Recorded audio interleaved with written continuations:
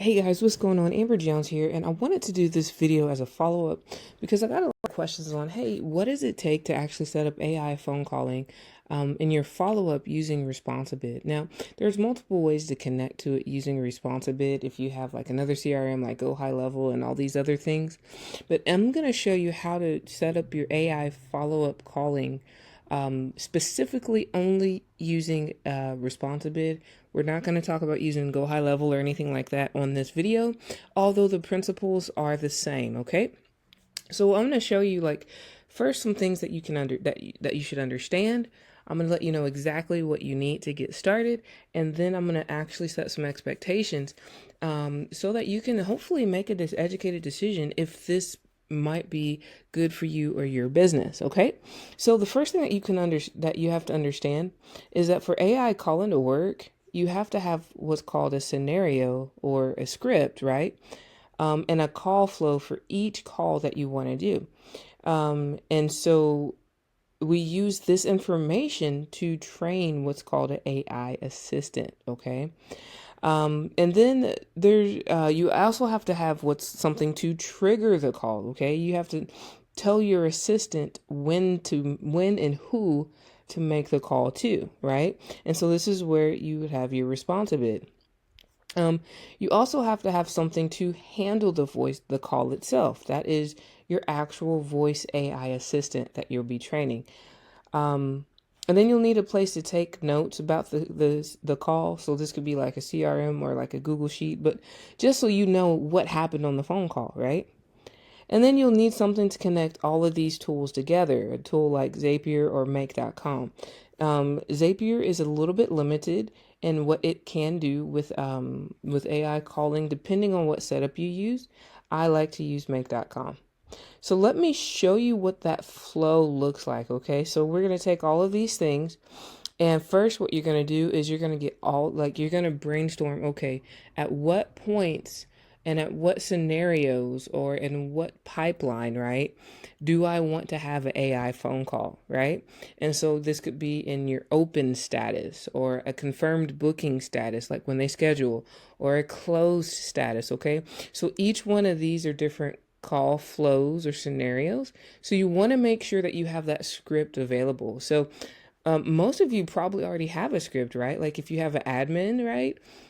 You can use those same scripts. And I'll tell you what we're going to do with that here in a second. But you want to brainstorm and brain dump these things in advance. The next thing you want to do is, or the next thing that's going to happen is we're going to say, hey, we need to trigger that call, right? And that call is going to be triggered through Responsibid. That's why it's colored blue here, okay? So we're going to trigger that call in Responsibid. If I were to show you, it'll be in your follow-up builder, okay? You just pick where do you want the phone call to happen, and we'll set it up there inside of that. I lost my presentation. Sorry about that. Give me just a second. And am I still recording? I believe I'm still recording. So let's go back to the presentation. Sorry about that, guys. All right. So I'm going to zoom back in here. Boop, boop, boop, boop, boop. Okay. All right. And so we're going to trigger the phone call. And then that phone call it has to go to the AI assistant, right? So we use make.com. Okay, so make.com, it just connects these two together. It says, hey, Responsibid wants you to call this customer. And Make takes its customer and says, hey, I want you to call this customer. Here's the customer's information. Here's their name. Here's their phone number. Here's what the script that I want you to do to call these phone numbers. Okay, so that's what's kind of getting all handled here. And then after the call is over, you want to get notes, okay? You got to track those call notes, maybe back to like a Google Sheet or something like that. But oh, wait, you have to pass it. And so that's where make.com, which is similar to Zapier, okay? And so that is essentially the flow, okay? And so before I walk through what that actually looks like, let me talk about some of the softwares that we'll need to do, okay? So again, you're going to need Responsibid. We'll need Google Sheets. you'll need an AI voice assistant system. So there's a lot of these out there and around. There's Air.ai, Bland.ai, Vappy.ai. These are just some of the ones just off the top of my head. So you'll have to find, okay, what tool do I actually want to use to be my voice assistant, okay, that I want to train and do all the techie, the back end things, okay?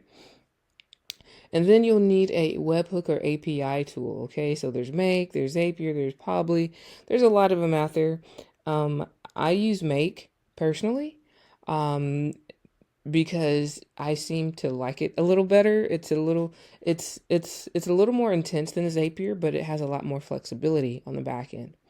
And then, of course, Twilio. Okay, so you can use Twilio for your minutes, but also you can use Twilio for sending text messages if you want, right? If you want to get super advanced with it, okay? And so what you'll need is you'll need one Google Sheet, all right? Well, actually, you need two Google Sheets.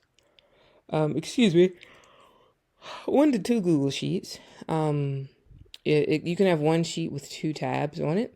You'll need a call script. And then we convert that call script into an AI prompt that we can actually train your assistant. And then again, you'll need some automations. But you'll need to repeat this process for each outgoing call that you want to make. So for example, if you want to do an outgoing call for the open status after you've sent a bid, or a scheduled status after someone's scheduled, and a closed status, then you'll need to create this process 3 times, okay? So for each call that you want to make, you have to go through this process. And then again, if you want to also send text messages, you can actually have the AI bot, AI assistant, for example, say, hey, would you like me to send you a link to leave an online review or something like that? Would you like me to send you a link to look at your bid? Okay. So again, this is what it looks like. Okay. So let's say you have the Responsibid open status and you've sent the bid. And let's say one day after you've sent the bid, you want to send the contact details. We're going to send that to a Google Sheet. And that Google Sheet, when it gets that update, it's going to say, hey, make an outbound call, okay? At the end of the call, we're going to have what's called an end of call report that has notes from your call. That's going to pass it back to your Google Sheet, okay? So here's the biggest things that like the takeaway from this, okay? Whether you want to build this yourself or whether you want to hire someone and outsource someone to build this for you, okay? Having the right mindset and expectations is huge, okay? This is going to be the difference between you being excited and you considering this a failure. And, it's just really important to know these things so you can make a decision, okay? So number 1 is remember that like an AI assistant, although it is a bot, it is just like hiring a person. Like you're going to have some documentation and scripts before hiring an assistant, right?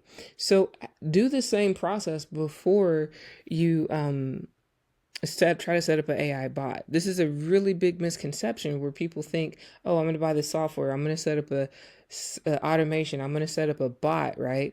And they jump into it without having a plan or any documentation, and then things don't go as they should, okay?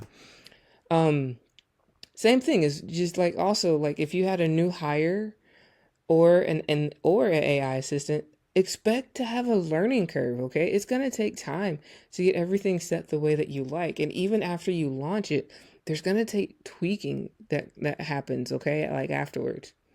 So just like an admin assistant, you need to check in weekly or monthly to see how things are going and help adjust and help, hey, here's how you could do it better, right? You're going to have to do the same thing with your AI assistant, okay? Like it's going to be good to, I'm kind of jumping ahead. Let me not jump ahead, okay? Keep in mind that technology is changing daily and therefore like your AI assistant, it might need to be optimized, okay? And again, this is whether you do it or whether you hire someone else. It might have to be optimized. Also remember that not all calls are going to go perfect, okay? Just like if you hire an assistant, right? If you're hiring an AI right now, you're ahead of the market. So all of the calls, you're a trailblazer, so to speak. All of the calls are not going to be 100% perfect. Just like if you hired an AI assistant, the calls are not going to be 100% perfect, okay? The AI assistant does not replace a full-time admin in the ways that like an admin can create invoices and pre-calculate Responsibid, like your bids for Responsibid. And I put a wink wink to Kurt because we've dropped a bug in his ear because we think we can make it possible that an AI can actually help input data and calculate the bid and send it, but we're not there yet. Hopefully soon.